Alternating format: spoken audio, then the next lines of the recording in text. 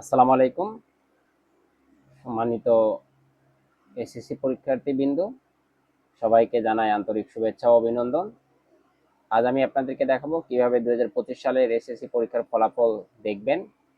আপনারা জানেন আগামীকাল 10ই জুলাই এসএসসি ফলাফল প্রকাশিত হবে।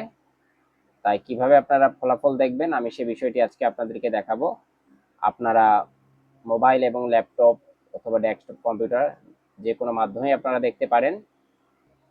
আমরা মোবাইলে বা ডেস্কটপে দেখি, তাহলে আমাদেরকে প্রথমে গুগল ক্রোম ব্রাউজারটি ওপেন করতে হবে এবং ক্রোম ব্রাউজারে গিয়ে এডুকেশন রেজাল্ট লিখে সার্চ দিতে হবে।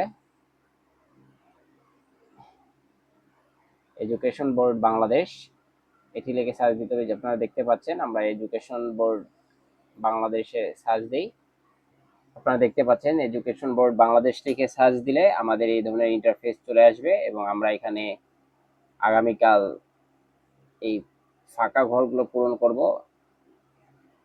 তাহলে আমরা প্রথমে এক্সামিনেশনে যাই, এখানে গিয়ে দেখি কি কি আছে। দেখতে পাচ্ছেন আপনারা এসএসসি দাখিল, এসএসসি ভোকেশনাল। আমরা এসএসসি দাখিল অথবা এসএসসি ভোকেশনাল যার যেটি দরকার সেটি সিলেক্ট করে নিতে হবে। 2 নম্বর ইয়ার সিলেক্ট করতে হবে। এবার যেহেতু 2025 সালে রেজাল্ট বেরোবে, তাহলে 2025 সিলেক্ট করতে হবে। আপনাদের নিজস্ব বোর্ড সিলেক্ট করে নেবেন, যে যে বোর্ড থেকে পরীক্ষা দিয়েছেন সেই বোর্ডটি সিলেক্ট করে নিতে হবে।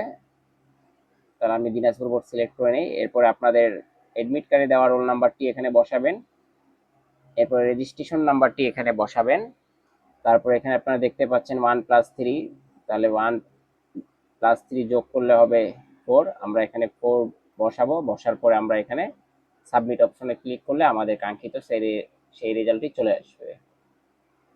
আপনাদের সবাইকে অসংখ্য ধন্যবাদ। আমার চ্যানেলটি অবশ্যই সাবস্ক্রাইব করবেন।